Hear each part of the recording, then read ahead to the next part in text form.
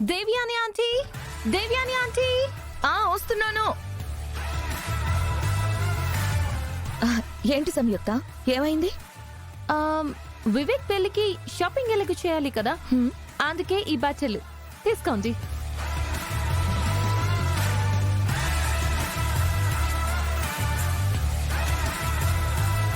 ఏంటి, వివేక్ పెళ్లి కోసం నువ్వు షాపింగ్ చేసావా? ఓ సారీ ఆంటీ, యాక్చువల్ గా ఈ షాపింగ్ నేను చేసింది కాదు, జాను.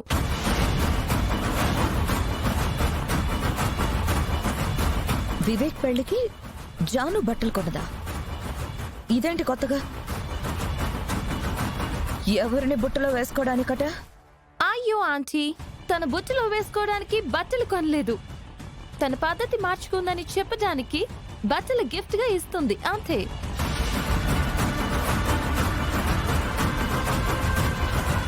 పద్ధతి మార్చకుండా ఏ పద్ధతి అయినా ఎందుకు మార్చుకుంటుంది? అంతతో అని తెలిసాక ఆశపడకూడదని అర్థం చేసుకుంది.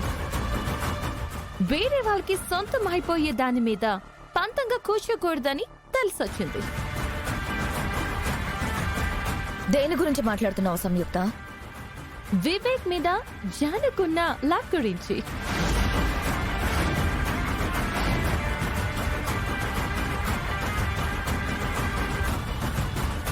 నువ్వు చెప్పేది నేను వినేది నిజమా?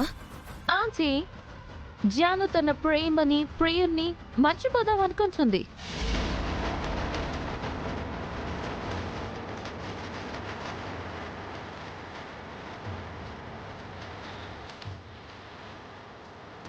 తన గతాన్ని ఈ క్షణమే వదిలిపెట్టడానికి సిద్ధపడింది.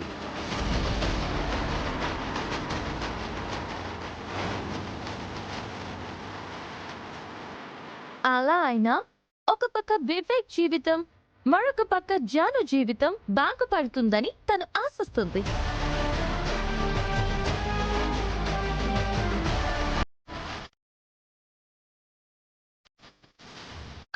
జాను, సంయుక్త చెప్తుంది నిజమా?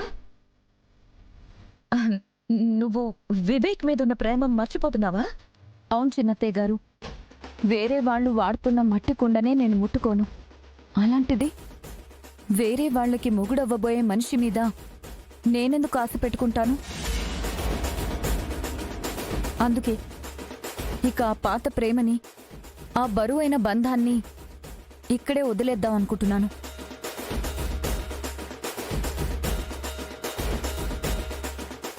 జాను ఇంత త్వరగా మారిపోయిందా?